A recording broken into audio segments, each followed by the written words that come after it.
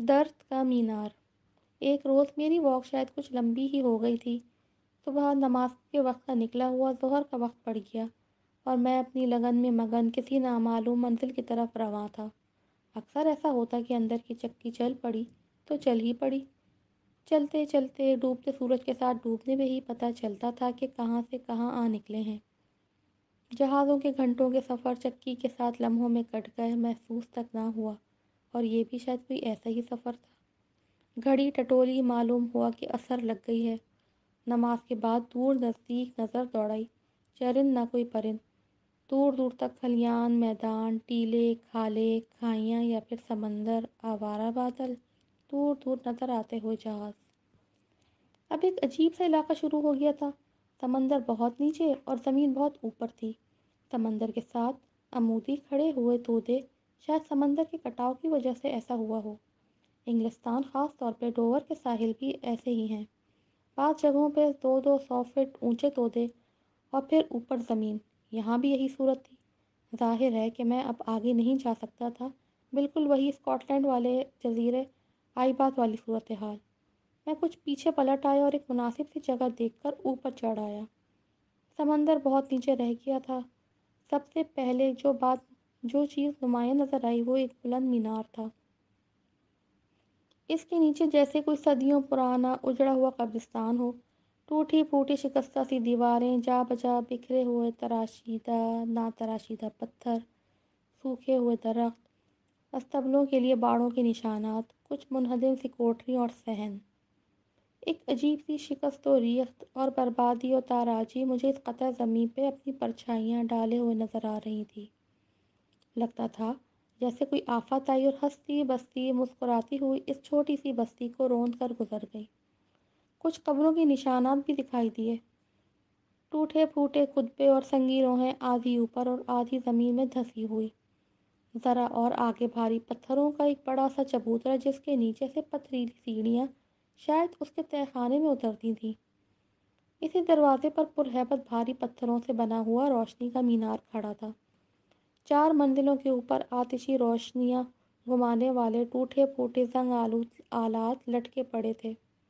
ہر ایک منزل پہ چاروں اطراف گول پتھریلی کھڑکیاں تھیں جن کے پٹ ٹوٹے ہوئے اور کھڑکیوں کے گول پتھر پرندوں کی گندگی سے اٹے پڑے تھے۔ میں سوچ رہا تھا کہ الہی، یہ کیسی اجڑی ہوئی جگہ ہے، شاید ادھر کوئی آنا پسند نہیں کرتا۔ اتنی بلندی پہ صدیوں پرانا یہ روشنی کا مینار، جو اور بھی کئی صدیاں اپنے اندر شکستہ وجود کو برقرار رکھنے کا حوصلہ رکھتا ہوا دکھائی دیتا ہے، ایسا اکیلا، اتنا اکیلا اور ایسا اکیلا۔ میں یہی سوچتے سوچتے چبوترے پہ چڑھ کر اس درویش مینار کے قدموں میں جا بیٹھا کہ پوچھوں، اے بابا، ایسا ویرانہ اور ایسا بسرام، ذرا من کا در تو کھولو، اپنے بھیتر جھانکا تو لگانے دو، دیکھیں تو صحیح، تم ہم ایسے اکیلے ہو یا ہم تم جیسے اکیلے ہیں۔ یہ جگہ کافی اونچائی پر تھی۔ جہاں تک نگاہ کام کر رہی تھی وہاں کھیت، بڑے بڑے کھلیان، باڑے تھے۔ ذرا دور پر ایک سڑک بھی دکھائی دی جس پر دیہاتی قسم کے چھکڑے گزر رہے تھے۔ ایک بات سمجھ سے بالا تھی کہ کھیت، باڑے اور مختلف کھڑی فصلیں بھی موجود ہیں، لیکن کوئی کسان کھیت مزدور، مویشی جانور دور دور تک نظر نہیں آتا تھا۔ مان مجھے ہلکی سی بھوک کا احساس ہوا۔ بکلی تھیلے سے چائے کا فلاسک اور 2-4 کریکر بسکٹ نکالے، مینارے سے ٹیک لگائی اور سامنے پرہیبت سمندر، پرسکون، شانت، یوں لگا جیسے اس وقت کرۂ ارض پہ اوپر اللہ اکبر، درمیان میں میرا وجود اور نیچے سمندر ہے۔ چائے چکوستے چکوستے میں سوچ رہا تھا کہ موہنجو و ہڑپا تو گھر کی مرغیاں ہیں، روم، ایتھنز، قاہرہ، نینوا، بابل، کوفہ، بغداد، دمشق، دہلی وغیرہ بربادیوں اور آبادیوں کی بڑی بڑی عبرت اور تماشگاہیں دیکھی ہیں، لیکن ایسی ویرانی سی ویرانی کہیں نظر نہیں آئی۔ کھلے کھیت کھلیانوں میں، سمندر کنارے اور اونچے پہاڑوں پر صبح بہت جلد نکھر آتی ہے، لیکن شام بڑی دیر تک اپنی زلفیں بکھیرے رہتی ہے۔ سورج کا تانبا دن بھر کی تمازت اور شفتب کر سورج کا تانبا دن بھر کی تمازت سے تپ کر شفق رنگ تبدیل ہو چکا تھا۔ سمندر کے سینے پہ دھرا ہوا لہو رنگ سورج یوں دکھائی دیتا تھا جیسے کسی نے تازہ تازہ کلیجہ نکال کر مشہدی قالین پہ رکھ دیا ہو۔ تبھی کہیں سے کھٹ کھٹ کی آواز آئی۔ میں نے ذرا کان کھڑے کیے تو محسوس ہوا کہ کوئی موٹر سائیکل ادھر میناری کی طرف ہی آ رہی ہے۔ میں کھڑا ہو کر اس پگڈنڈی کی جانب دیکھنے لگا جو ادھر سڑک کو اس ویرانے سے ملاتی تھی۔ دور سے وہ کوئی اول جلول قسم کا کسان نظر آیا، کھیت مزدوروں والا لباس، سر پہ سرخ پھدنے والی ٹوپی، سرخ پھدنا ہوا کے دوش پہ پیچھے لہراتا ہوا صاف نظر آ رہا تھا۔ لمحہ لمحہ وہ قریب پہنچتا آ رہا تھا۔ میں چبوترے سے نیچے اتر آیا۔ شاید اس نے بھی مجھے نیچے اترتے دیکھ لیا تھا، اسی لیے تو وہ ہاتھ ہلا کر اپنی آمد کی خبر دے رہا تھا۔ اس نے میرے قریب پہنچ کر موٹر سائیکل روکنے کے لیے بریک کے علاوہ اپنے بڑے بڑے جوتوں سے بھی کام لیا۔ شاید موٹر بائیک کے بریک خراب تھے۔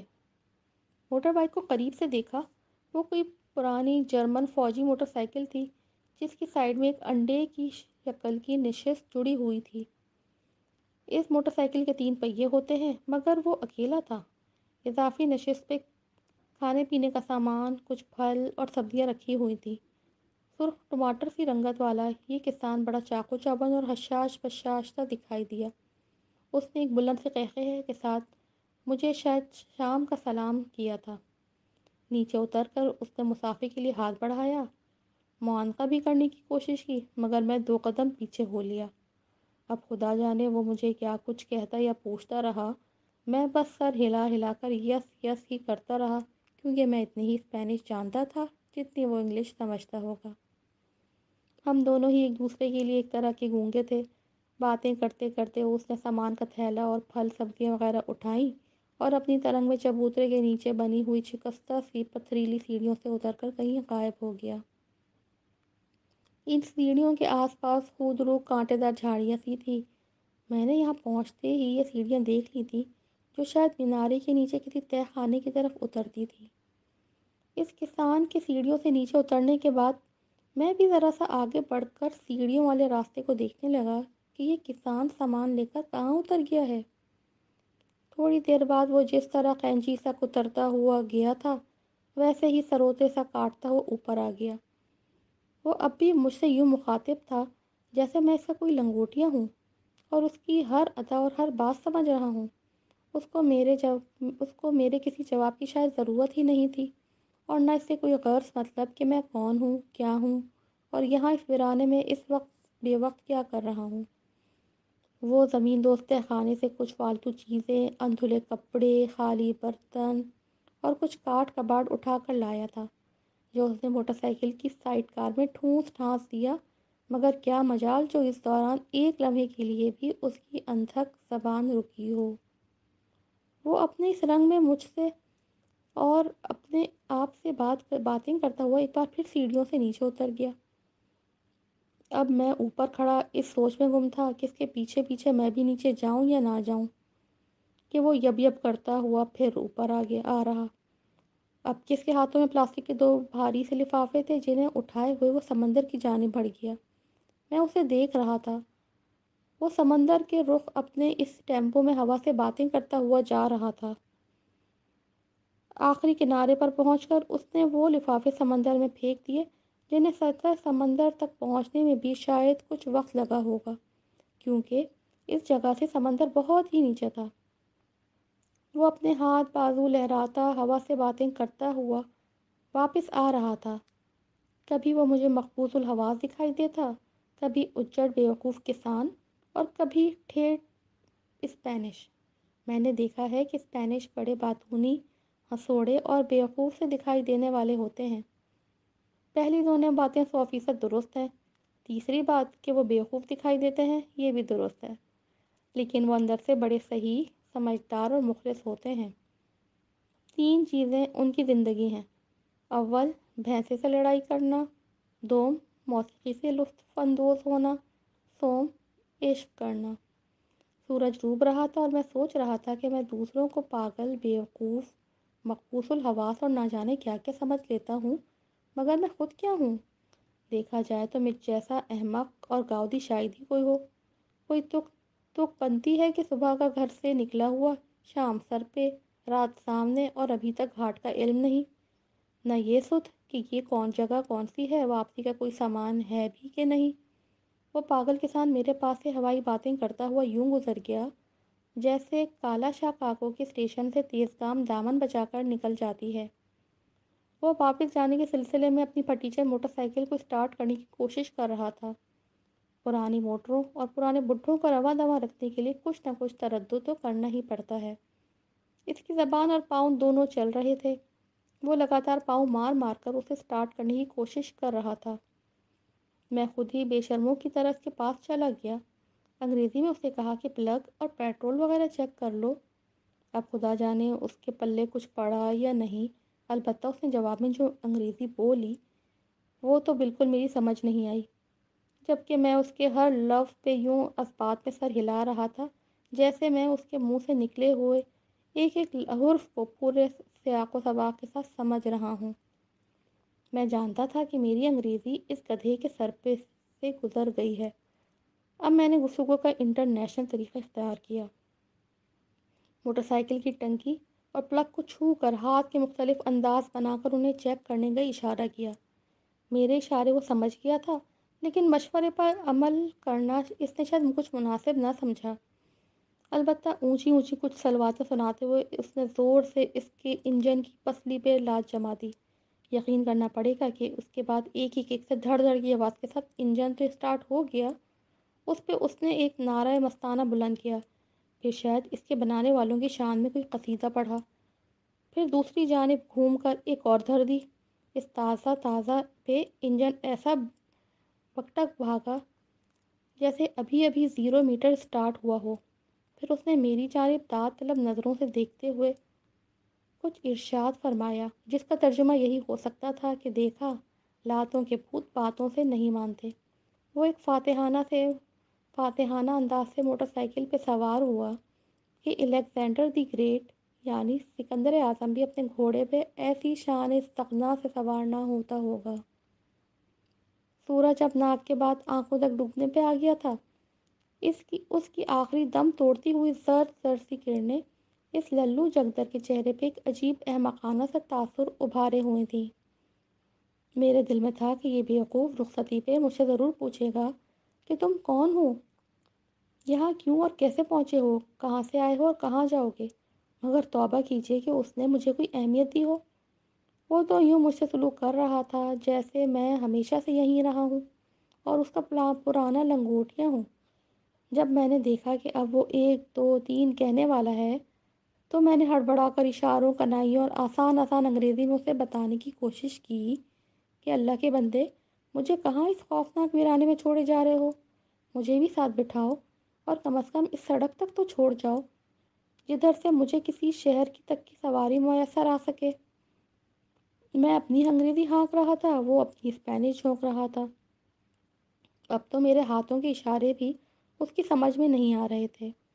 جب میں نے دیکھا کہ وہ کلچ چھوڑنے ہی والا ہے تو آخری کوشش کے طور پر میں نے موٹر سائیکل کی بیک سیٹ اور اپنی بیک سیٹ کی طرف واضح طور پہ ہاتھوں سے اشارہ کیا کہ مجھے یہاں بٹھا لو۔ اس نے میرے اشارے کا مطلب سمجھنے کے لیے موٹر سائیکل کی بیک سیٹ اور میری تشریف کی طرف باری باری دیکھا اور اسبات میں بڑا سا سر ہلاتے ہوئے نیچے اتر آیا۔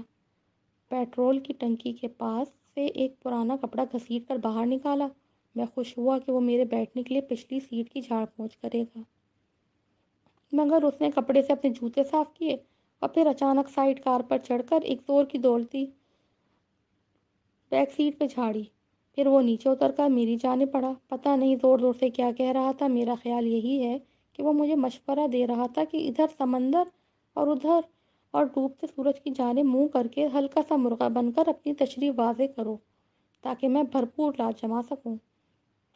میں اس کی آمد کا مطلب سمجھتے ہی الٹے پاؤں بھاگ کھڑا ہوا اور بندر کی طرح پھلانگ کر چبوترے پہ چڑھ گیا۔